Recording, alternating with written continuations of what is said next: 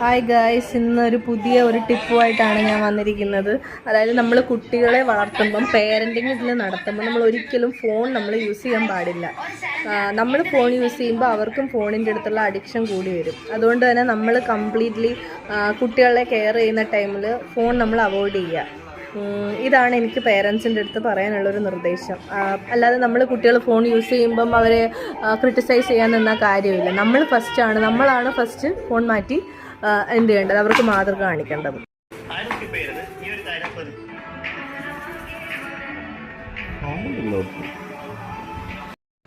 എന്തോ എന്തിന് ഞാൻ ഫോൺ മാറ്റണം? എന്തിന് ഞാൻ ഫോൺ മാറ്റണം?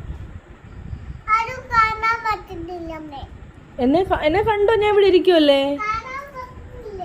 എന്ത് കാണാൻ പറ്റാത്ത എന്നെ?